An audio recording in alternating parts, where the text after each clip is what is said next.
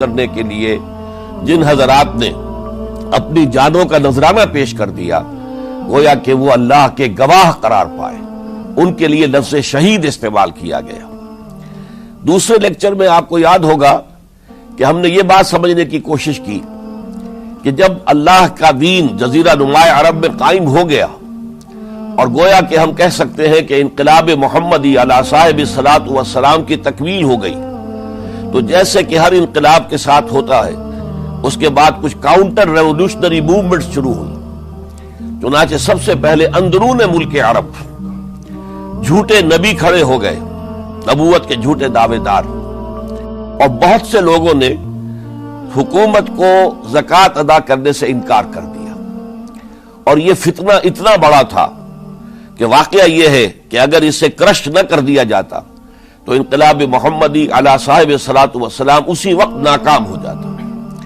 یہ حضرت ابو بکر صدیق رضی اللہ تعالیٰ عنہ کے فضائل کا سب سے درخشاں باب ہے کہ انہوں نے اپنے عزم اور ہمت اور استقلال اور اللہ پر اعتماد، اللہ پر توکل اور بھروسے کے ساتھ ان دونوں فتنوں کو آئرن ہینڈ کے ساتھ کرش کر دیا، اور سال سوا سال ہی میں ان دونوں کاؤنٹر ریولوشنری موومنٹس کو ختم کر کے اس کے بعد انہوں نے جلد ہی اس نظام کا گویا کہ انچارج حضرت عمر رضی اللہ تعالیٰ عنہ کو بنا دیا کہ جو خلیفہ ثانی ہے۔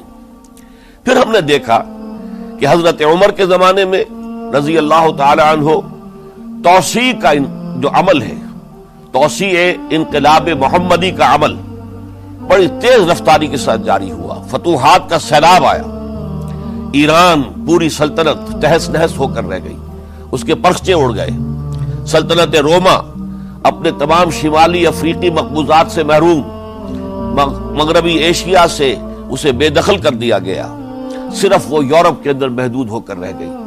اب ظاہر بات ہے کہ اس کے خلاف بھی تو پھر رد عمل ہونا تھا، کاؤنٹر ریولوشنری موومنٹس اٹھنی تھی۔ تو سب سے پہلے حضرت عمر رضی اللہ تعالیٰ عنہ کی خلافت اور اس کے چراغ کو بجھانے کے لیے ایران کی طرف سے رد عمل ظاہر ہوا۔ ہرموزان جو ایک بڑا ان کا جرنیل تھا، اس کی سازش اور ابو لولو فیروز کے ذریعے سے حضرت عمر رضی اللہ تعالیٰ عنہ کو شہید کر دیا گیا۔ سمجھا یہ گیا تھا کہ یہ ساری عمارت شاید اسی شخصیت کی بل پر کھڑی ہے، لہذا جب میدان سے حضرت عمر ہٹ جائیں گے تو یہ خلافت کی پوری عمارت جو ہے وہ زمین بوس ہو جائے گی۔ لیکن معلوم ہوا یہ عمارت محمد کی بنائی ہوئی تھی صلی اللہ علیہ وسلم۔ کھنڈر بتا رہے ہیں عمارت عظیم تھی، بڑی عظیم عمارت تھی جو حضور نے تعمیر کی تھی، لہذا حضرت عمر کی شہادت سے کوئی فرق واقع نہیں ہوا۔ حضرت عثمان رضی اللہ تعالیٰ عنہ آ گئے میدان میں، اور میں بتا چکا ہوں آپ کو کہ ان کے دور خلافت کے جو 12 سال ہیں ان میں سے پہلے 10 سال بالکل حضرت عمر فاروق رضی اللہ تعالیٰ عنہ کی خلافت کے دور کی مثال ہے۔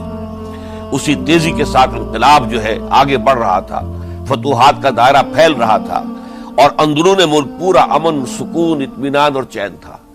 لیکن ان کی دور خلافت کے آخری دنوں میں اب یہودیوں کی طرف سے رد عمل اور ایک کاؤنٹر ریولوشنری موومنٹ عبداللہ ابن سبا کے ذریعے سے، کہ جس نے اسلام کا لبادہ اوڑھا اور منافقت کے پردے کے ساتھ وہ عالم اسلام میں داخل ہوا، اور اس نے چونکہ دیکھ لیا پرانی چپقلش ہے، پرانی چشمک ہے جو قریش کے 2 بڑے قبیلوں کے مابین یا 2 بڑے گھرانوں کے مابین چلی آ رہی تھی، بنو ہاشم، بنو امیہ۔ تو پہلے 2 خلفاء جو تھے وہ نہ بنو ہاشم سے تھے نہ بنو امیہ سے تھے۔ حضرت ابو بکر صدیق بنو تیم سے تھے، حضرت عمر بنی عدی میں سے تھے، لیکن حضرت عثمان اب بنو امیہ میں سے تھے۔ اس کو انہوں نے گویا کہ دکھتی رگ بنا کر پکڑا اور پروپیگنڈا شروع کیا کہ خلافت تو بنو ہاشم کا حق ہے، جو کہ حضور ہاشمی تھے صلی اللہ علیہ وسلم، تو گویا کہ عثمان غاصب ہیں رضی اللہ تعالی عنہ، بلکہ ان سے دونوں پہلو جو تھے حضرت عمر اور حضرت ابو بکر وہ بھی غاصب ہیں۔ اس کے ساتھ ہی فتنے کی مختلف شکلیں انہوں نے شروع کی۔ یہ الفتنۃ الکبریٰ کہلاتا ہے ہماری تاریخ میں، عظیم ترین فتنہ، جس کے نتیجے میں حضرت عثمان رضی اللہ تعالیٰ عنہ شہید ہو گئے۔ اور ان کی شہادت کے بعد اگرچہ خلافت حضرت علی رضی اللہ تعالیٰ عنہ کے ہاتھ میں آئی، لیکن یہ کہ باہمی خانہ جنگی کا وہ سلسلہ شروع ہوا جو حضرت علی کے دور خلافت جو 5 سالوں پر مشتمل ہے، اس کے دوران مسلسل خانہ جنگی رہی۔ ایک طرف شیعان علی تھے، دوسری طرف شیعان عثمان آ گئے جو حضرت عثمان رضی اللہ تعالی عنہ کے قتل کے قصاص کے مطالبے کو لے کر سامنے آئے۔ جنگ جمل ہوئی، ایک رات میں 10,000 مسلمان شہید ہوئے۔ جنگ صفین میں 74,000 مسلمان شہید ہوئے۔ جنگ نہروان میں پھر 4,000 مسلمان شہید ہوئے۔ یہ شہادتیں جو چل رہی تھی، یہ کس لیے چل رہی تھی کہ جو بھی عمارت خلافت کی قائم ہوئی تھی اب اسے قائم رکھا جائے۔ اغیار کی طرف سے جو سازشیں ہو رہی ہیں، جو حملے ہو رہے ہیں، اسے ختم کرنے کے لیے ان کا مقابلہ کیا جائے۔ تو یہ اور اس کا یہ دور ختم ہوتا ہے حضرت علی کی شہادت پر رضی اللہ تعالی عنہ۔ اور یہ بات نوٹ کر لیجئے کہ حضرت علی کو شہید کرنے والے وہ خارجی تھے۔ عبد الرحمن ابن ملجم خارجی طبقے سے تعلق رکھتا تھا جو پہلے حضرت علی کے لشکر میں شامل تھے، لیکن جب حضرت علی نے رضی اللہ تعالی عنہ تحکیم اور ثالثی کی تجویز قبول کر دی تو وہ ناراض ہو گئے کہ اللہ تعالیٰ ہی ہے حاکم اور حکم، ان الحکم الا للہ، یہ انسانوں کو حکم کیوں بنا لیا گیا؟ اور اس میں اتنی شدت اختیار کی کہ وہ علیحدہ ہو گئے، اس لیے انہیں خوارج کہا گیا۔ انہوں نے رائے یہ قائم کر دی جو مسلمان کبھی کوئی گناہ کبیرہ کا ارتکاب کرے گا وہ کافر قرار پائے گا۔ جب کافر ہوگا تو گویا کہ مرتد ہے تو واجب القتل، اس کا مال، اس کی عزت سب مباح ہے۔ یہ ہمارا سب سے پہلا گمراہ ترین فرقہ تھا۔ انہی میں سے 3 افراد نے بیٹھ کر اسکیم بنائی کہ یہ 3 افراد ایسے ہیں کہ جن کو اگر میدان سے ہٹا دیا جائے تو شاید مسلمانوں کی باہمی خانہ جنگی ختم ہو جائے اور مسلمان پھر کسی ایک خلیفہ پر راضی ہو جائیں۔ اور یہ تینوں کافر ہیں، معاذ اللہ ثم معاذ اللہ۔ حضرت علی کافر ہیں، ان کو قتل کرنے کی ذمہ داری عبد الرحمن ابن ملجم نے لی۔ حضرت معاویہ قاتل ہیں، ان کے لیے کسی اور کو اسائن کیا گیا۔ عمرو بن العاص قاسم ہیں، ان کے لیے کسی اور کو اسائنمنٹ دی گئی۔ ہوا یہ کہ حضرت عمرو بن العاص وہ تو اس روز فجر کی نماز میں آئے نہیں، ان کی جگہ جو امام تھا وہ شہید کر دیا گیا۔ حضرت معاویہ رضی اللہ تعالی عنہ ان پر وار اوچھا پڑا، زخمی تو ہوئے لیکن یہ کہ پھر تندرست ہو گئے۔ حضرت علی رضی اللہ تعالی عنہ پر بہت کاری وار ہوا اور حضرت علی رضی اللہ تعالی عنہ کی شہادت سن 35 ہجری میں ہو گئی۔ یہ جو خلافت راشدہ کا اختتام یا تو سن 35 ہجری میں حضرت علی کی شہادت سے سمجھا جائے گا، یا میری ذاتی رائے ہے کہ نہیں، اس میں حضرت حسن کا دور خلافت بھی شامل ہونا چاہیے۔ حضرت حسن کو کسی نے نامزد نہیں کیا تھا، نہ انہوں نے اپنی امیدواری کے ساتھ اپنے طاقت کے بل پر خلافت حاصل کی تھی، بلکہ حضرت علی سے جب یہ کہا گیا تھا کہ کیا ہم آپ کے بیٹے حسن کے ہاتھ پر بیعت کر لیں، تو انہوں نے فرمایا تھا کہ میں نہ تمہیں روکتا ہوں نہ حکم دیتا ہوں، یہ تمہارا معاملہ ہے، تم جسے مناسب سمجھو اس کے ہاتھ پر بیعت کر لو۔ حضرت حسن رضی اللہ تعالی عنہ نے جن کے ہاتھ پر جب بیعت ہوئی تو اب معاملہ یہ ہو گیا کہ امیر معاویہ رضی اللہ تعالی عنہ وہ ایک لشکر لے کر شام سے چلے۔ حضرت حسن 50,000 آدمیوں کے ساتھ ادھر سے نکلے، لیکن یہ ہے کہ انہیں محسوس ہو گیا تھا کہ میرے ساتھیوں میں ایسا فسادی عنصر بھی موجود ہے جو عبداللہ ابن سبا کے ساتھیوں میں سے، کہ وہ کسی اچھے کام کو پسند نہیں کرتا، لہذا انہوں نے پھر صلح کی پیشکش کی۔ حضرت معاویہ کو پیغام بھیجا کہ میں مصالحت چاہتا ہوں، بتائیے شرائط کیا ہیں۔ حضرت معاویہ نے بلینک پیپر بھیج دیا، سادہ کاغذ، کہ آپ جو شرائط چاہیں اس پر لکھ دیں، وہ مجھے قبول ہو گئے۔ حضرت حسن نے رضی اللہ تعالیٰ عنہ شرائط لکھ دی، حضرت معاویہ نے قبول کر لی، تو حضرت حسن دستبردار ہو گئے خلافت کے دعوے سے، اور اس کے بعد پھر حضرت امیر معاویہ کی خلافت کی بیعت کی گئی۔ اس سے پہلے انہوں نے خلافت کی بیعت نہیں لی تھی۔ یہ ہے سن 41 ہجری، اور اسے عام الجماع کہا جاتا ہے، یعنی یہ اختتام ہے مسلمانوں کی خانہ جنگی کے دور کا۔ پھر جمعیت ایک ہو گئی، پھر عالم اسلام متحد ہو گیا۔ اب پورا کا پورا عالم اسلام حضرت امیر معاویہ کے زیر خلافت تھا۔ اور حضرت امیر معاویہ کون ہے؟ وہ خود ایک صحابی رسول ہے، جلیل القدر صحابی رسول ہے۔ اور آپ کو میں نے کل بھی بتایا تھا کہ حضرت معاویہ رضی اللہ تعالیٰ عنہ کی ایک ہمشیرہ ام حبیبہ رضی اللہ تعالی عنہ حضور کے ازواج مطہرات میں سے ہیں، تو حضور کے گویا کے برادر نسبتی ہوئے۔ جو چند لوگ جو وحی کے لکھنے پر جو کاتبین وحی جو حضور نے مقرر کیے تھے، ان میں سے ایک حضرت معاویہ بھی ہے۔ پھر حضرت معاویہ کے لیے حضور کی دعا ہمیں ملتی ہے، اللہم اجعلہ ہادیا مہدیا، اے اللہ اسے ہادی ہدایت دینے والا بنا دے اور مہدی بنا دے جو ہدایت یافتہ ہو۔ تو یہ ان کی شان ہے۔ اور پھر یہ کہ ان کے زمانے میں جب عالم اسلام متحد ہو گیا، داخلی خلفشار ختم ہو گیا، تو فتوحات کا سلسلہ بھی دوبارہ جاری ہو گیا۔ حضرت علی رضی اللہ تعالیٰ عنہ کے 5 سالہ دور خلافت میں کوئی توسیع نہیں ہو سکی تھی دارالاسلام کی، کوئی مزید علاقے جو ہیں سلطنت اسلامی میں شامل نہیں کیے جا سکے تھے، اس لیے کہ سارا معاملہ تو داخلی خلفشار کا تھا۔ وہ جو خانہ جنگی ہو رہی تھی، ایک دوسرے کی تیروں اور تلواروں اور نیزوں سے 1 لاکھ کے قریب مسلمان ختم ہو گئے تھے، تو اندر سے گویا کہ موشن ٹوٹ گیا اس سیلاب کا۔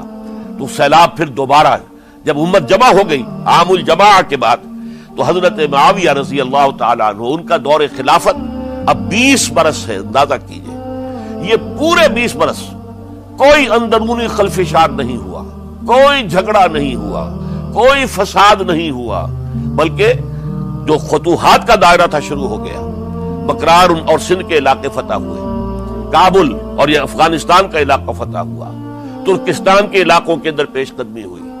ادھر یہ کہ قیصر سلطنت روما کا اس کے مرکزی شہر قسطنطنیہ پر حملہ کیا گیا، جس کے لیے کہ حضور کی حدیث موجود تھی پیشن گوئی کے طور پر، اول جیش یغزو مدینۃ القیصر مغفورون لہم۔ حضور نے فرمایا تھا کہ جو پہلا لشکر قیصر کے شہر پر حملہ کرے گا تو وہ سب کے سب وہ مغفرت پا جائیں گے، اللہ تعالیٰ ان کی مغفرت فرما دے گا۔ اگرچہ کامیابی نہیں ہوئی، لیکن اس پیشن گوئی کی وجہ سے آپ کو معلوم ہے کہ حضرت ایوب رضی اللہ تعالی عنہ ان کو بھی اس پیشن گوئی کی وجہ سے، حالانکہ 90 برس سے اوپر عمر تھی، لیکن وہ بھی کہا انہوں نے کہ میں بھی اس میں جانا چاہتا ہوں، چنانچہ اس لشکر میں گئے، وہیں فوت ہوئے۔ بہرحال یہ سارے کارنامے اپنی جگہ پر، امن و امان اپنی جگہ پر، اس کے باوجود اہل سنت والجماعت حضرت معاویہ کے دور خلافت کو خلافت راشدہ میں شامل نہیں سمجھتے۔ اس کی وجہ کیا ہے؟ خلافت راشدہ کی شرط اولین قرآن مجید کے حکم کے مطابق امرہم شورا بینہم، مسلمانوں کے باہمی معاملات باہمی مشورے سے طے پاتے ہیں۔ حضرت ابوبکر صدیق رضی اللہ تعالیٰ عنہ سقیفہ بنی سعدہ کے اندر مشورے کے بعد ان کو منتخب کیا گیا اور ان کے ہاتھ پر بیعت ہوئی۔ حضرت عمر رضی اللہ تعالیٰ عنہ کو حضرت ابوبکر نے مسلمانوں سے مشورہ کر کے پھر نامزد کیا۔ حضرت عثمان کے لیے حضرت عمر رضی اللہ تعالیٰ عنہ نے اپنے جانشین کے لیے 6 افراد پر مشتمل کمیٹی بنا دی، جو بڑے سے بڑے جو اصحاب جو جن کے بارے میں کہا گیا ہے کہ جن کو دنیا ہی میں بشارت دے دی گئی تھی، جو عشرہ مبشرہ میں سے جو باقی تھے، ان کے اوپر مشتمل کمیٹی بنا دی کہ آپ لوگ طے کر لیں اور اپنے سے کسی ایک پر جمع ہو جائیں۔ اس اعتبار سے حضرت علی کے ہاتھ پر بھی جو بیعت ہوئی ہے تو وہ اہل مدینہ کے دباؤ پر ہوئی ہے، ان کے مطالبے پر ہوئی ہے۔ حضرت علی خود جو ہے وہ خلافت کے مدعی نہیں تھے، بلکہ انکار کرتے رہے، چونکہ فتنے کا دور تھا۔ حضرت عثمان شہید ہوئے تھے، مسلمانوں کے دل زخمی تھے، اس حالت میں وہ سمجھتے تھے کہ اگر میں یہ خلافت جو ہے اپنے ہاتھ میں لے لوں گا تو ہو سکتا ہے کہ اس کا حق ادا نہ کر سکوں۔ لیکن یہ کہ جب انہوں نے دیکھا کوئی اور بھی تیار نہیں، طلحہ بھی تیار نہیں، زبیر بھی تیار نہیں، تو آخر مسلمانوں کو بغیر امارت کے چھوڑا تو نہیں جا سکتا، تو حضرت علی نے وہ قبول کر لی۔ حضرت حسن کے بارے میں بتا چکا ہوں کہ ان کے بارے میں لوگوں نے کہا تو حضرت علی نے فرمایا میں نہ حکم دیتا ہوں نہ روکتا ہوں۔ لیکن حضرت امیر معاویہ رضی اللہ تعالیٰ عنہ صحابی بھی ہیں، حضور کے قرابت دار بھی ہیں، کاتبین وحی میں سے بھی ہیں، پھر ان کا دور حکومت امن، سکون، اطمینان ہر طرح سے جو ہے 20 برس تک کوئی داخلی خلفشات نہیں ہوا، کوئی فساد نہیں ہوا، کوئی باہمی جنگ و جدل نہیں ہوا، بلکہ فتوحات کا دائرہ آگے بڑھا۔ اس کے باوجود چونکہ انہوں نے طاقت سے خلافت حاصل کی، لہذا ان کے دور خلافت کو ہم خلافت راشدہ میں تسلیم نہیں کرتے، حالانکہ وہ خود راشد ہیں، اس لیے کہ تمام صحابہ کرام کے بارے میں سورہ حجرات میں فرمایا वलाकिन्न अल्लाह हब्बबा इलैकुमुल ईमान वज़य्यनहु फी क़ुलूबिकुम वकर्रहा इलैकुमुल कुफ्र वल फुसूक़ वल इस्यान उलाइका हुमुर राशिदून। तमाम सहाबा किराम की शान ये है कि अल्लाह ताला ने उनके दिलों में ईमान को खबो दिया है, ईमान उनके दिलों में रच गया है, बस गया है, जम गया है, और कुफ्र से, फिस्क से उन्हें तभी नफरत हो गई है, और ये सब के सब राशिदून है। तो तमाम सहाबा राशिदून है। इस एतबार से खुद हजरत अमीर मुआविया भी राशिदून में शामिल है, लेकिन खुलफाए राशिदीन में शामिल नहीं है। खुलफाए राशिदीन आमतौर पर तो हम कहते हैं हजरत अबू बकर, हजरत उमर, हजरत उस्मान, हजरत अली। मैंने अपनी जाती राय, हकीर सी राय अर्ज की है, इसमें हजरत हसन का दौर भी शामिल होना चाहिए 6 महीने का, तब वो 30 बरस पूरे होते हैं। जो हदीस में आया है कि खिलाफत जो है वो 30 बरस रहेगी, उसके बाद मुलूकियत शुरू हो जाएगी। तो मुलूकियत का पहला कदम यह था कि हजरत मुआविया ने ताकत से बजोर खिलाफत हासिल की, इसलिए उनको खलीफा राशिद हम नहीं कहते। अलबत्ता ये जरूर है कि उनका दौर बहुत पुरसुकून दौर था। अलबत्ता जब 10 बरस गुजर गए हजरत मुआविया के दौरे हुकूमत को, अब मैं यहां लफ्ज खिलाफत की बजाय दौरे हुकूमत इस्तेमाल कर रहा हूं, जो कि खिलाफत राशिदा से जरा उसका फर्क वाज़ेह हो जाए। तो उस वक्त एक और सहाबी, जलील कद्र सहाबी मुगीरा इब्न शुअबा रज़ी अल्लाह तआला अन्हु, वो हजरत मुआविया के पास आए और उन्होंने ये कहा कि देखिए, अगर आपने अपने बाद अपना जानशीन नामजद न किया तो हो सकता है फिर फसादात पैदा हो जाए, फिर मुख्तलिफ लोग खिलाफत का दावा लेकर खड़े हो जाए, फिर खाना जंगी हो जाए। 5 बरस की खाना जंगी में 1 लाख से ज्यादा मुसलमान शहीद हो चुके हैं, कत्ल हो चुके हैं, हलाक हो चुके हैं। अब दोबारा वही दौर ना आ जाए, लिहाजा आप अपना जानशीन नामजद कर दीजिए। अमीर मुआविया रिलेक्टेंट थे, लेकिन उन्होंने दलाइल दिए, दलाइल मजबूत थे। उन्होंने कहा कि अब किबारे सहाबा दुनिया से रुखसत हो चुके हैं। वो जमात कि जिनकी तरबियत और तज़किया, जिनकी तालीम हुजूर ने खुद की थी और उनको अंदर से पाक कर दिया था, उनकी नीयतें बिल्कुल पाक हो चुकी थी, कोई नफसानियत उनमें नहीं रही थी, वो जमात तो अक्सर व बेशतर अब खत्म हो चुकी, फौत पा चुके, वफात हो चुकी। लिहाजा अब जो है अक्सर व बेशतर नौ मुस्लिम है, जो बाद के फतूहात के जरिए से इस्लाम लाए हैं। लिहाजा इनके अंदर न वो पुख्तगी है, न इनके अंदर वो तकवा है, न तदय्युन है, न उसूल परस्ती है। इस्लाम की पूरी तालीमात जो है वो उनके वजूद के अंदर, उनके शऊर के अंदर गहरी उतरी हुई नहीं है। लिहाजा अब सूरत हाल वो नहीं रह सकेगी जो हजरत अबू बकर या हजरत उमर या हजरत उस्मान या हजरत अली के जमाने में थी। लिहाजा आप नामजद कीजिए। ये भी बता दूं कि मुगीरा इब्न शुअबा कौन थे रजी अल्लाह तआला अन्हु। नंबर 1 ये है कि असहाबे शजरा में शामिल है, जिन 1400 या 1800 अफराद ने हुजूर से बैत की थी सुलह हुदैबिया से मुत्तसिलन क़ब्ल, उस दरख्त के नीचे बैठकर जिसके बारे में सूरह फतह में फरमाया गया कि लक़द रज़ियल्लाहु अनिल मोमिनीन इज़ युबायिऊनका तहत शजरा, अल्लाह उन तमाम अहले ईमान से राजी हो गया जो है नबी सल्लल्लाहु अलैहि वसल्लम आपके दस्ते मुबारक पर बैत कर रहे थे उस दरख्त के नीचे, उनमें से मौजूद, उनमें ये मुगीरा इब्न शुअबा है। फिर मुगीरा इब्न शुअबा वो है कि हजरत अली और अमीर मुआविया इनके दरमियान जो खाना जंगी हुई उसमें हमेशा हजरत अली के साथ रहे, हजरत अली के ही वो सपोर्टर थे, उनके साथ थे। इस पहलू से अच्छी तरह समझ लीजिए कि ये नहीं है कि वो दर हकीकत को पहले से वो अमीर मुआविया के साथी थे, नहीं।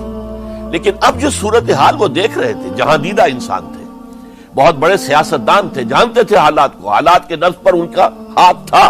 लिहाजा उन्होंने ये मशवरा दिया और फिर अमीर मुआविया ने उस मशवरे को कबूल कर लिया और यजीद की वली अहदी का ऐलान कर दिया। ये बिल्कुल मिडल है हजरत अमीर मुआविया के दौरे खिलाफत का दरमियान।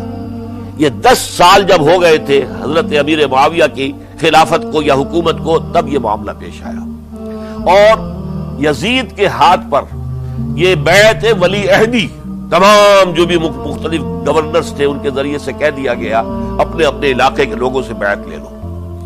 ये बैत आमतौर पर लोगों ने कर ली। अलबत्ता 5 शख्सियतें जो बहुत नुमाया थी उन्होंने इस बैत से इनकार किया। उनमें कौन थे जरा नोट कीजिए।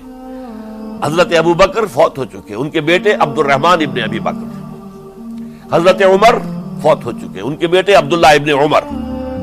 حضرت زبیر فوت ہو چکے، ان کے بیٹے عبداللہ ابن زبیر. حضرت عباس فوت ہو چکے، ان کے بیٹے عبداللہ ابن عباس. حضرت علی شہید ہو چکے، ان کے بیٹے حسین ابن علی رضی اللہ تعالی عنہم اجمعین. یہ 5 جو امت کے بہت بڑے 5 افراد کے گویا کے وہ چشم و چراغ تھے ان گھرانوں کے، انہوں نے انکار کیا. اور ان میں خاص طور پر عبد الرحمن ابن ابی بکر نے یہ جملہ کہا کہ تم چاہتے ہو کہ قیصر و کسریٰ کی سنت پر عمل کرو کہ باپ کے بعد بیٹا حاکم بن جائے. یعنی ایک قدم تو خلافت کا نظام پہلے ہی نیچے اتر چکا. مشاورت سے تو حضرت امیر معاویہ کا بھی جو نسب ہوا ہے وہ مشاورت سے نہیں ہوا. ایک درجے میں وہ جو اللہ تعالیٰ کے رسول نے عمارت بنائی تھی شاندار، اس خلافت کا جو سیاسی نظام تھا اس میں ایک تو کڑی آ چکی زوال کی کہ ایک شخص نے طاقت کے ذریعے سے خلافت حاصل کر لی. اب اس کی اگلی کڑی لانا چاہتے ہو کہ قیصر و کسریٰ کے طریقے سے خاندان کے اندر، ایک قبیلے کے اندر یہ خلافت جو ہے یا حکومت جو ہے نسل بعد نسل، باپ کے بعد بیٹا اور بیٹے کے بعد پوتا، اس کو ہم کبھی گوارا نہیں کریں گے. حضرت امیر معاویہ بہت دانشمند انسان تھے. انہوں نے ان 5 حضرات پر کوئی تشدد نہیں کیا، کوئی جبر نہیں کیا، بلکہ رہنے دیا. ٹھیک ہے یہ بیعت نہیں کر رہے، ابھی تو بیعت ولی عہدی ہے، کوئی حرج نہیں. لہذا کوئی جھگڑا، کوئی اس وجہ سے کوئی فساد، اس بنا پر کوئی جنگ نہیں ہوئی. 10 سال گزر گئے، یعنی 10 سال تک یزید ولی عہد رہا ہے. 10 سال تک. اور اس سوائے ان 5 بڑی شخصیتوں کے جو پوری امت تھی، عوام الناس تھے، ان سب نے اسے قبول کیا. یہ صورتحال اب جب پیدا ہوئی جب حضرت امیر معاویہ کا انتقال ہو گیا، یہ سن 60 ہجری ہے. اب سوال پیدا ہوا کہ وہ ولی عہدی کی بیعت اب بیعت خلافت میں منتقل ہو جائے گی. لہذا پھر یہ ہوا کہ سب لوگوں سے، سب گورنروں کو لکھ دیا گیا تمام صوبوں کے اندر کہ اپنے اپنے لوگوں سے بیعت لے لو.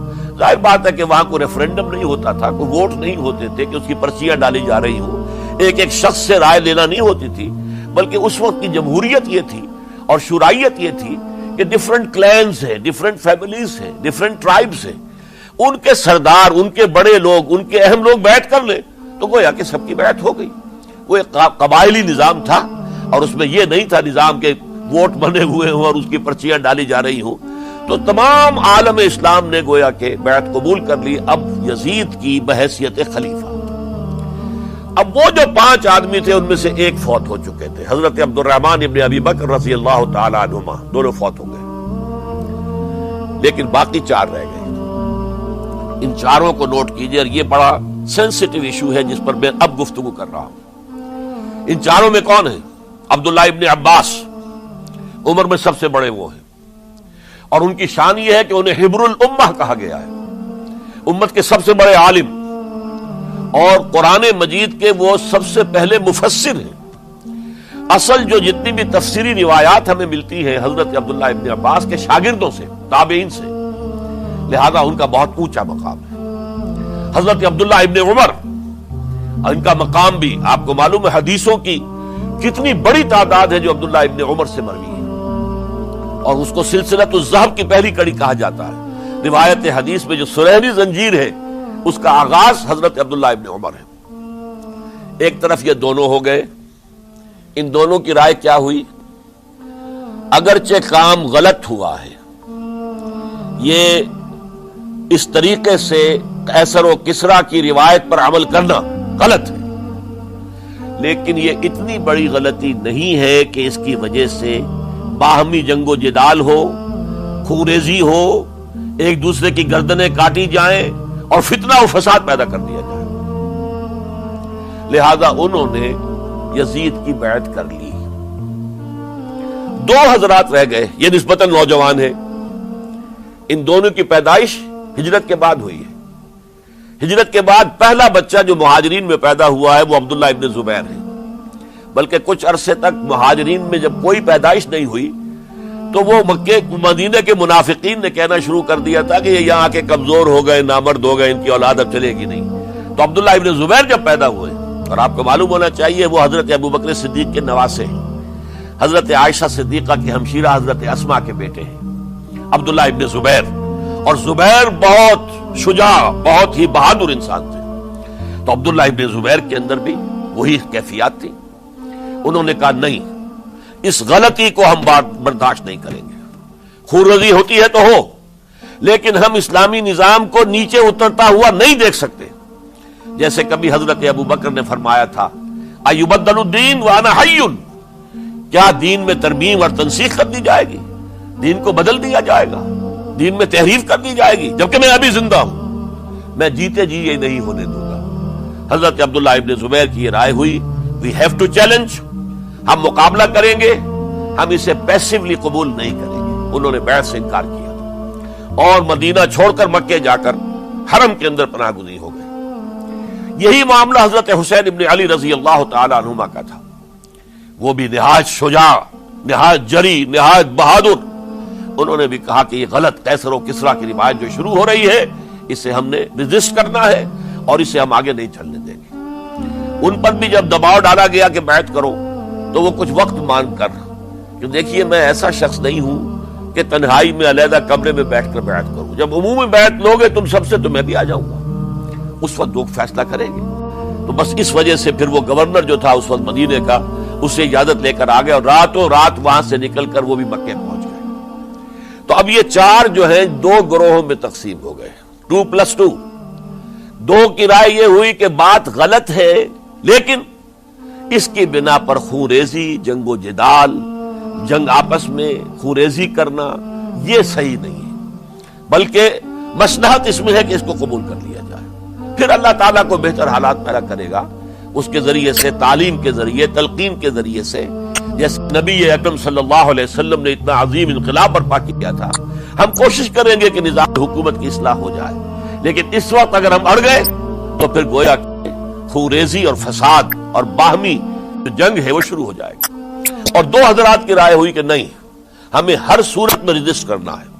خونریزی ہوتی ہے تو ہو، ہمیں جانے دینی پڑتی ہے تو دیں گے، ہم شہادت قبول کریں گے لیکن اس غلطی کو قبول نہیں کر سکتے. تو میں اس کے لیے عرض کر رہا ہوں یہ تیسری شہادتوں کا جو دور شروع ہوا ہے. پہلا شہادتوں کا دور حضور کا دور، دین کو قائم کرنے کی جد و جہد میں جنہوں نے جانے دی ہیں. دوسرا دور اس دین کے خلاف جو کاؤنٹر ریولوشنری موومنٹس آئی ہیں ان کو رفع کرنے کے لیے جانے دینا. ہزاروں صحابہ کی جانیں اس میں بھی گئی ہیں. وہ سیلمہ ابن کذاب ہو یا مانعین زکوٰۃ ہو، ان کے خلاف جو جہاد ہوا. پھر ظاہر بات ہے کہ حضرت عثمان رضی اللہ تعالیٰ عنہ کے بعد جو فساد ہوا وہ شہادتیں کیا تھی؟ اس دین کے نظام کو قائم رکھنے کے لیے، انٹیکٹ رہے، دشمن اس کے اندر رکھنے ڈالنے میں کامیاب نہ ہو جائے. اب تیسرا دور وہ آ رہا ہے کہ جبکہ داخلی طور پر اس نظام خلافت کے اندر زوال شروع ہو رہا ہے، اس زوال کو روکنے کے لیے کہ وہ اپنی اصل جو خلافت کا نظام اللہ نے اور اس کے رسول نے دیا ہے اس کی بنیاد پر قائم رہے، لہذا ہم ریزسٹ کریں گے اس تبدیلی کو اور میدان میں آ کر مقابلہ کریں گے. یہ حضرت عبداللہ ابن زبیر رضی اللہ تعالی عنہما اور حسین ابن علی رضی اللہ تعالی عنہما، اب ان دونوں میں ایک اختلاف ہوا. حضرت عبداللہ ابن زبیر کی رائے یہ تھی کہ یہ مکہ ہے، یہ اللہ کا گھر ہے، یہ حرم ہے اور یہاں کے لوگ بہت سے برے اثرات سے ابھی تک بچے ہوئے ہیں، پاک ہیں، لہذا ہمیں یہاں رہنا چاہیے. اس کو مرکز بنا کر ظاہر بات ہے اسی مکے سے محمد الرسول اللہ صلی اللہ علیہ وسلم نے دعوت شروع کی تھی، وہیں سے وہ پھیل کر جو ہے ایک عظیم انقلاب کی شکل اس نے اختیار کی تھی، ایک عظیم مملکت جو ہے حضور چھوڑ کر گئے تھے. تو ہمیں مکے میں رہ کر ہی اپنی تحریک شروع کرنی چاہیے. لیکن ادھر حضرت علی کے پاس پیغام آ رہے تھے کوفے سے. کوفہ چونکہ حضرت حسین کے پاس پیغام آ رہے تھے کوفے سے، چونکہ کوفے کو حضرت علی نے دارالخلافہ بنا لیا تھا اور وہاں سمجھا جاتا تھا کہ حضرت علی کے ہمدرد اور حضرت شیعان علی جنہیں ہم کہیں ان کے ساتھی ہم خیال یہ لوگ ہیں کثرت کے ساتھ. اور وہاں سے اب خطوط کا تانتا شروع ہو گیا، آپ یہاں آئیے، ہم بےتاب ہیں، آپ کا استقبال کریں گے، آپ کے ہاتھ پر بیعت کریں گے تاکہ یہ جو قیصر و کسریٰ کی سنت شروع ہو رہی ہے اس کو روکا جا سکے. وہ تانتا بندھا ہوا ہے خطوط کا. تو حضرت حسین رضی اللہ تعالیٰ عنہ نے فیصلہ کر لیا کہ میں کوفے جاؤں گا. حضرت زبیر روکتے رہ گئے کہ نہیں، کوفیوں پر اعتماد نہ کیجیے، یہ زبانی کلامی ساتھ دیتے ہیں، جب ڈنڈا چلتا ہے تو پھر یہ ہٹ جاتے ہیں میدان سے. ان پر اعتماد نہ کریں آپ. لہذا یہی مکے میں رہیے اور ہم دونوں مل کر ایک بڑی طاقت بن جائیں گے. اور یہ مکہ جو ہے ہمارے لیے حصار ہے، یہ ہمارے لیے پناہ گاہ ہے، یہاں سے اس دعوت کا آغاز کیا جائے. اب یہ افسوس ہے، اس سے اللہ کی مشیت سمجھا جائے، اللہ کی مرضی ہے. جو کچھ ہوتا ہے وہ تو بے اذن رب ہوتا ہے. اللہ اپنی مصلحتوں سے ہم سے زیادہ واقف ہے، ہم تو نہیں سمجھ سکتے. حضرت حسین نے فیصلہ کیا اور ڈٹ گئے اس فیصلے پر کہ میں کوفے جاؤں گا. اب یہ بھی بات قرآن مجید میں آیا ہے، حضور سے خطاب کر کے فرمایا گیا فَإِذَا عَزَمْتَ فَتَوَكَّلْ عَلَى اللَّهِ. جب ایک مرتبہ آپ ایک ارادہ کر لیں تو پھر اللہ پر توکل کیجئے. پھر یہ نہیں کہ کبھی آگے کبھی پیچھے جاؤں یا نہ جاؤں، یہ نہیں، یہ تردد یہ نہیں، بلکہ یہ کہ ایک فیصلہ کر کے ڈٹ جائیے. اس لیے کہ جو بھی نتیجہ ہے وہ تو اللہ کے ہاتھ میں ہے، لہذا اللہ پر توکل کیجئے. فَإِذَا عَزَمْتَ فَتَوَكَّلْ عَلَى اللَّهِ. لہذا سب نے سمجھایا حضرت حسین کو کہ آپ کوفے نہ جائیں. سمجھانے والوں میں حضرت عمر بھی تھے رضی اللہ، حضرت عبداللہ ابن عمر بھی تھے رضی اللہ تعالی عنہ. اگرچہ کوئی قرابت داری جو ہے قریبی نہیں تھی، لیکن بہرحال امت کی ایک شخصیت، عظیم شخصیت تھے. سمجھانے میں سب سے زیادہ زور صرف کیا ہے حضرت عبداللہ ابن عباس نے رضی اللہ تعالی عنہما. اور حضرت عبداللہ ابن عباس کون ہے؟ ایک رشتے سے حضرت حسین کے چچا ہیں، ایک رشتے سے حضرت حسین کے نانا ہیں. کیوں؟ حضرت علی اور حضرت عبداللہ ابن عباس چچا زاد بھائی ہیں. عباس کے بیٹے، ابو طالب کے بیٹے، عباس اور ابو طالب بھائی ہیں. تو یہ فرسٹ کزن تھے حضرت علی اور عبداللہ ابن عباس رضی اللہ تعالی عنہ. لہذا انہوں نے جب کہا تو گویا کہ ایک چچا ایک بزرگ سمجھا رہا ہے. اور دوسرے رشتے سے حضور نانا تھے حضرت حسین کے، اور حضور بھی کزن تھے حضرت عبداللہ ابن عباس کے، چچا زاد بھائی. اس حوالے سے سمجھ لیجئے کہ حضور کے کزن نانا کے درجے میں آ گئے. تو یہ دو رشتے تھے حضرت عبداللہ ابن عباس کے، اور انہوں نے بڑی الہا و زاری کے ساتھ، بڑی اپنے مقام سے نیچے اتر کر خوشامد کی ہے. حسین خدا کے لیے باز آ جاؤ، حسین خدا کے لیے باز آ جاؤ. حسین اگر جانا ہی ہے تو اپنے بال بچوں کو لے کر نہ جاؤ. جس طریقے سے تمہارے باپ حضرت علی رضی اللہ تعالیٰ عنہ کو کوفہ کے اندر ذبح کر دیا گیا، کہیں ایسا نہ ہو کہ تمہیں بھی تمہارے بال بچوں کے سامنے ذبح کر دیا جائے. باز آ جاؤ. لیکن حضرت حسین اب اللہ کی طرف سے ان کے دل میں ایک ارادہ پختہ ہو چکا تھا، اور انہوں نے حضرت مسلم بن عقیل کو بھیجا تھا کہ جاؤ میری طرف سے کوفے والوں سے بیعت لے اور پھر مجھے اطلاع دو. وہ گئے، وہاں 12,000 افراد نے بیعت کر لی. اب ان کا خط آ گیا کہ یہاں تو فضا بالکل ہموار ہے، اتنے لوگوں نے بیعت کی ہے، باقی بھی جیسے ہی آپ سامنے آ جائیں گے سب بیعت کر لیں گے. لہذا یہاں پر کوئی ریزسٹنس کے لیے گویا کہ ہمارے پاس طاقت اس کوفے کے اندر بہت مضبوط طاقت ہوگی کہ ہم یزید کی حکومت کے خلاف ریزسٹ کر سکیں. اس کے بعد ہوا کیا؟ یزید نے عبید اللہ ابن زیاد کو گورنر بنا کر بھیج دیا. یہ شخص تھا بہت ڈنڈا چلانے والا. اس نے سختیاں شروع کی تو بہت سے لوگ اس بیعت سے تائب ہو گئے. لیکن مسلم بن عقیل وہ میدان میں آئے اور ان کے ساتھ ہزاروں آدمی آ گئے جنہوں نے بیعت کی تھی، ابھی تک بیعت پر قائم تھے، اور انہوں نے گورنر کے گھر کا گھیراؤ کر لیا. گورنر کے ساتھ 30-40 آدمی تھے کل. وہ چھتوں پر چڑھ گئے، وہاں سے پتھراؤ کیا، اور وہاں سے جو 30-40 آدمی کوفے کے تھے ان سے کہا تم اپنے اپنے لوگوں کو کہو کہ چلے جائیں واپس یہاں سے. انہوں نے اوپر سے کہنا شروع کیا، ڈرایا، بہت خوفناک نتیجہ نکلے گا، اب عبید اللہ ابن زیاد تم سب کو ہلاک کر دے گا.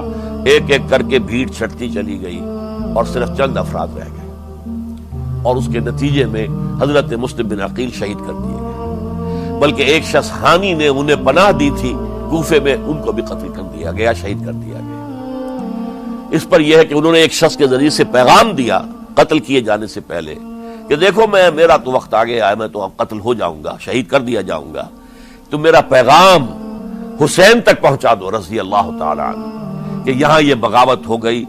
لوگوں نے، کوفیوں نے، الکوفی لا یوفی، کوفی جو ہے وہ پورا نہیں کرتا اپنے عہد کو اور وفا کو. اس کا ایک ثبوت ہمیں مل گیا ہے کہ سب کے سب منحرف ہو گئے بیعت سے. آپ جہاں تک آ گئے وہاں سے واپس چلے جائیے. جب حضرت حسین کے پاس یہ پیغام پہنچا اور انہوں نے ارادہ کیا کہ ٹھیک ہے یہ تو حالات بدل گئے، لہذا واپس چلنا چاہیے، شاید عبداللہ ابن زبیر کی رائے ہی صحیح ہے، ہمیں مکے ہی میں بیٹھ کر کام کرنا چاہیے۔ لیکن اب جو ہے عرب کا ایک خاص مزاج ہے۔ حضرت مسلم بن عقیل کے بیٹے آڑے آ گئے، اب ہم اپنے باپ کے خون کا قصاص لیے بغیر نہیں جائیں گے۔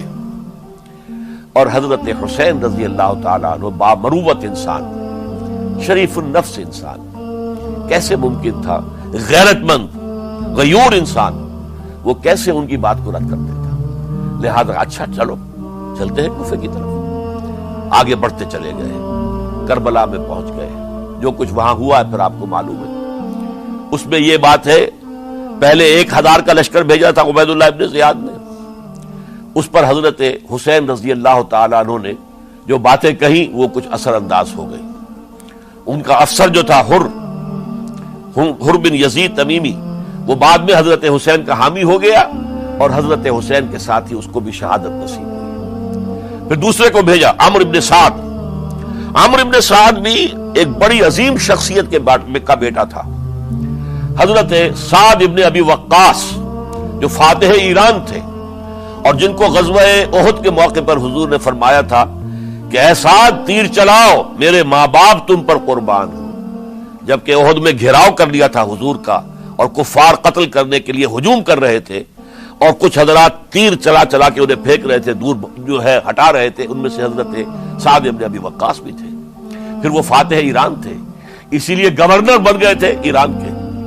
سعد جو ہے ان کا بیٹے، یہ عمرو جو ہے یہ اب ایک بڑے صوبے کا گورنر بھی تھا، اس وقت 4000 آدمی دے کر بھیجا، وہ بھی نرمی کرتا رہا، اس نے کوئی تشدد نہیں کیا، اس کے اندر بہرحال اپنے عظیم باپ کے خون کا کچھ اثر تھا۔ لیکن یہ کہ پھر ابن زیاد کو اطلاع مل گئی کہ عمرو ابن سعد جو ہے وہ تو لے تو لال کر رہا ہے، حملہ نہیں کر رہا، قتل نہیں کر رہا، بلکہ یہ کہ وہ تو اس راستہ بھی دینے کے لیے تیار ہے کہ نہ مدینے کی طرف جائیے اور نہ آپ مکے کی طرف جائیے، نہ کوفے کی طرف جائیے، بلکہ آپ چاہے تو دمشق چلے جائیں، یزید سے اپنا معاملہ کر لیں۔ اس پر ابن زیاد نے پھر وہاں سے خط لکھا ہے، میں نے تمہیں اس کام کے لیے بھیجا تھا، میں نے تمہیں حکم دیا تھا حسین سے میری بیعت لو، یعنی میری بیعت کے ذریعے یزید کی بیعت لو اور اسے پکڑ کر لا کر میرے سامنے پیش کرو۔ لہذا پھر اس نے ایک بہت خوخار شخص کو زیادہ فوج دے کر بھیجا ہے، اور وہ جو ہے اس نے آ کر جو ہے شمر نے پھر اس نے فیصلہ کن معاملہ کیا۔ حضرت حسین رضی اللہ تعالیٰ عنہ نے ان دنوں میں جو وہاں گزرے ہیں، جتنے بھی کوفی آئے ہوئے تھے نا، اکثر و بیشتر تو کوفے کے لوگ تھے، ان سے کہا کہ میں خود نہیں آیا، تم نے مجھے بلایا تھا، اے فلاں ابن فلاں کیا تم نے مجھے خط نہیں لکھا تھا کہ آؤ؟ اے فلاں ابن فلاں کیا تم نے مجھے پیغام نہیں بھیجا تھا کہ یہاں تشریف لائیے؟ اور دیکھو میرے پاس تمہارے خطوط موجود ہیں۔ وہ ایک تھیلا جس میں کہ خطوط ہے وہ ملا کے میدان میں رکھ دیا۔ یہ حضرت حسین رضی اللہ تعالیٰ عنہ کی شرافت اور اپنی صاف دلی، کوئی اس کے اندر عیاری نہیں تھی ان کے اندر، معاذ اللہ ثم معاذ اللہ، لیکن یہ کہ اس کا نتیجہ اچھا نہیں نکلا۔ نتیجہ کیا نکلا؟ اب انہیں پتا چل گیا کوفیوں کو، اگر اب حسین زندہ دمشق پہنچ گئے یزید کے پاس تو یہ ہم سب کا بھاڑا پھوڑ دیں گے، ہماری شامت آ جائے گی، لہذا اب تو کسی صورت انہیں زندہ نہیں رہنے دینا۔ یہ ایک بڑا اہم واقعہ، نوٹ کر لیجیے اس کو، اس لیے کہ حضرت حسین نے ایک ایک کا نام لے کر، اے فلاں ابن فلاں، اے فلاں ابن فلاں، اے فلاں ابن فلاں، کیا تم نے خط نہیں لکھا تھا؟ کیا تمہارا پیغام نہیں تھا؟ اب انہوں نے دیکھا کہ یہ بھانڈا اگر یزید کے ہاں جا کر پھوڑ دیا گیا تو پھر ہماری خیر نہیں ہوگی۔ یہی وجہ ہے حضرت حسین کو شہید کرنے کے بعد، یہ نوٹ کر لیجئے، 72 آدمی تھے کل، جس کو کہہ لے لشکر حضرت حسین کا رضی اللہ تعالیٰ عنہ، ان میں سے 20 خاندان بنی ہاشم کے چشم و چراغ تھے۔ وہ بڑی بہادری سے لڑے، بڑی بہادری سے لڑے، ایک ایک نے لڑ کر جان دی ہے، بہت سو کو مارا ہے۔ یقاتلون فی سبیل اللہ فیقتلون ویقتلون، قتل کر بھی رہے تھے، قتل ہو بھی رہے تھے، ایک ایک کر کے قتل ہو رہے تھے، شہید ہو رہے تھے۔ 20 جو ہے خاندان بنی ہاشم میں سے شہید ہوئے ہیں۔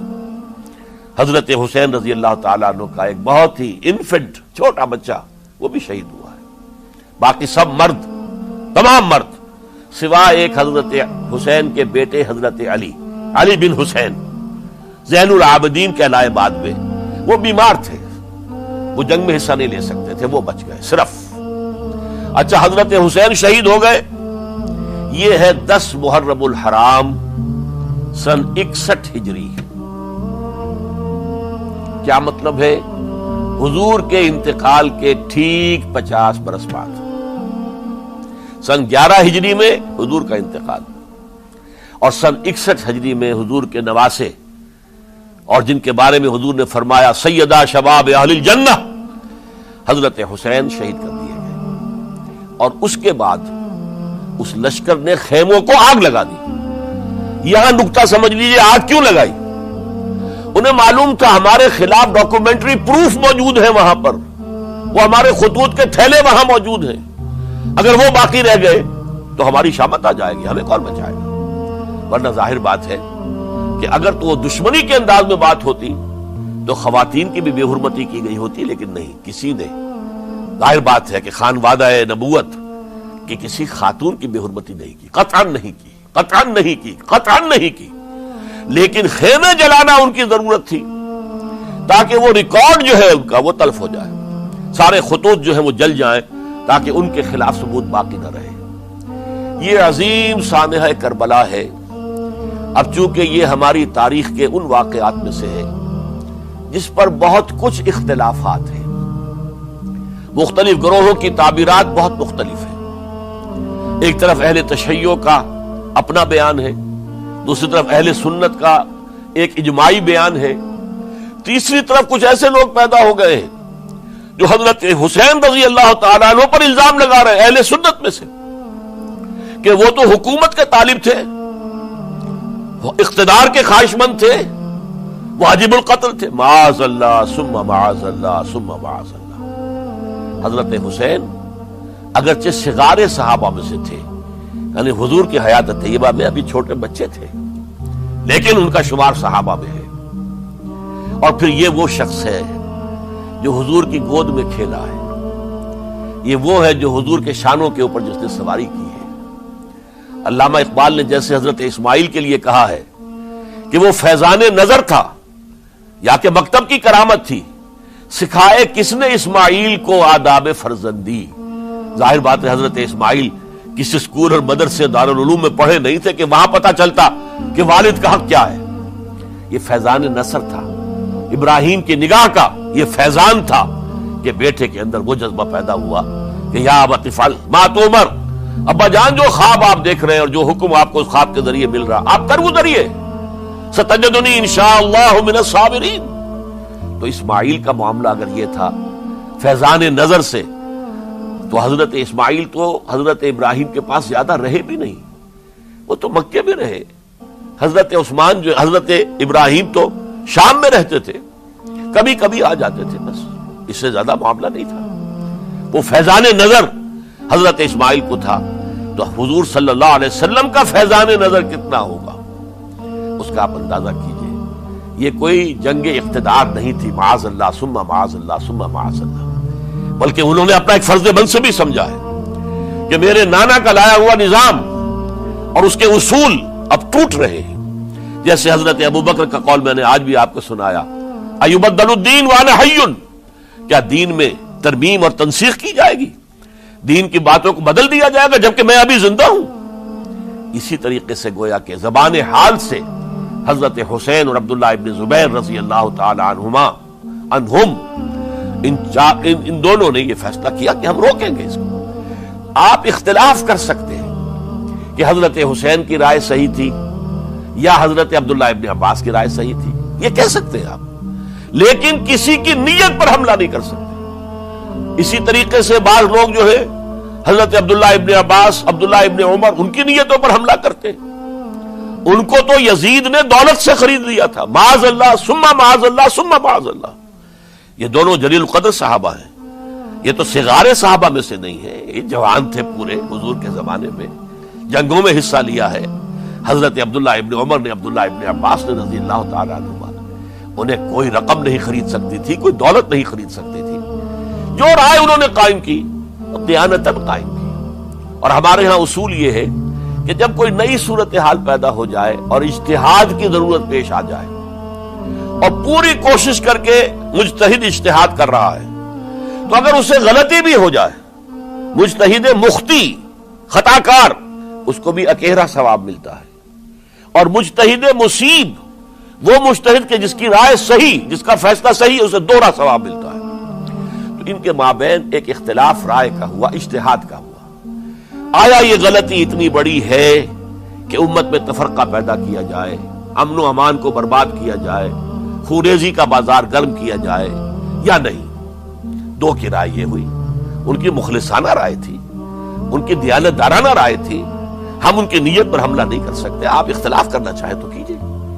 اسی طرح حضرت عبداللہ ابن زبیر اور حضرت حسین ابن علی رضی اللہ تعالی عنہ، ظاہر بات ہے کہ ان کا بھی ایک اجتہادی رائے تھی کہ نہیں، یہ دین کے نظام کے اندر بہت بڑا رکھنا پڑ رہا ہے، یہ تو اب قیصر و کسریٰ کی سنت شروع ہو رہی ہے، یہ اسلام کے دین کے اوپر طریقہ نہیں، عمل نہیں ہو رہا ہے، تو ہم اسے اپنی جانوں کا نذرانہ دے کر بھی اسے روکیں گے، روکنے کی کوشش کریں گے، رکے نہ رکے ہم اپنی جانیں دے دیں گے۔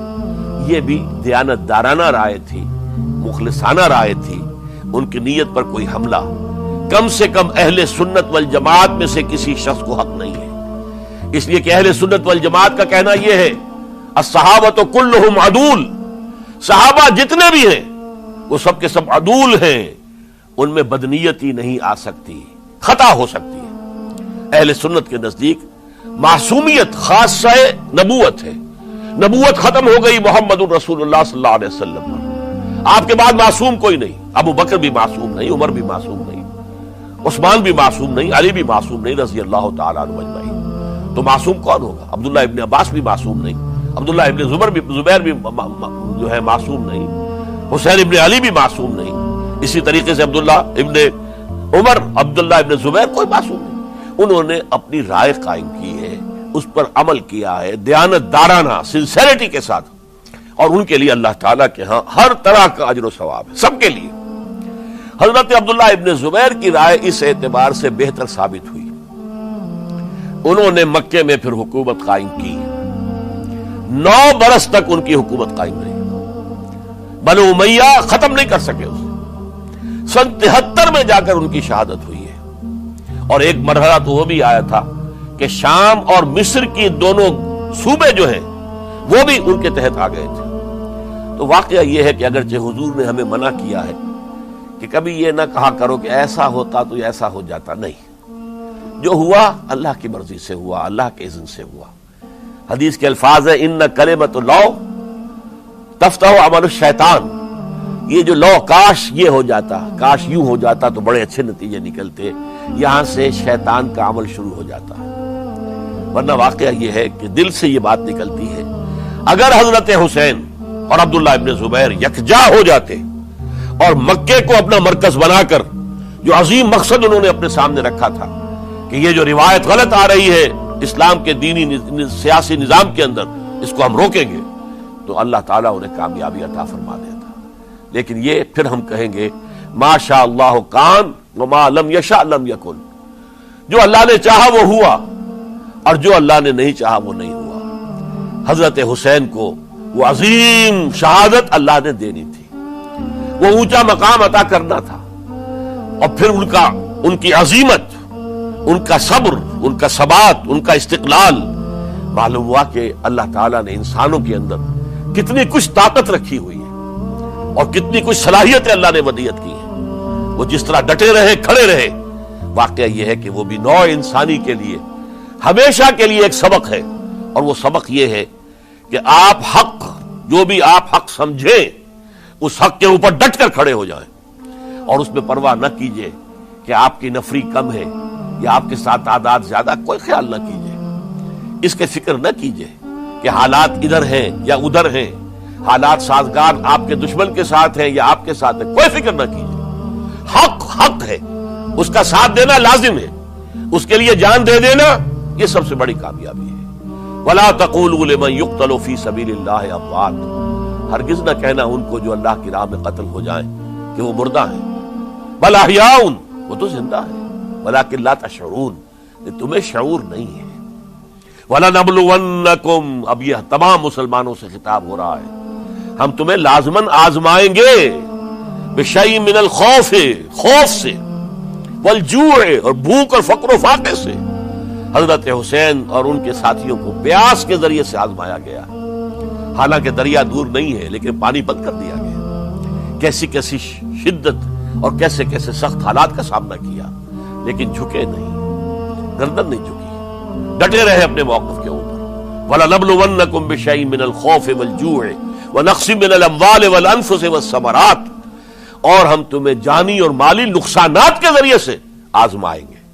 وَبَشِّرِ الصَّابِرِينَ، اور اے نبی بشارت دے دیجئے صبر کرنے والوں، الَّذِينَ إِذَا أَصَابَتْهُمْ مُصِيبَةٌ، وہ کہ جن کو اگر کوئی مصیبت آئے، ان پر نازل ہو جائے، قالوا، تو وہ کہیں گے انا للہ و انا الیہ راجعون، ہم اللہ ہی کے ہیں، اللہ ہی کی طرف ہمیں لوٹ جانا ہے۔ اولئک علیہم صلوات من ربہم ورحمہ، یہ ہیں وہ جن پر ان کے رب کی طرف سے صلوات ہے، درود ہے اور رحمت ہے، واولئک هم المہتدون، اور یہی ہدایت یافتہ ہے۔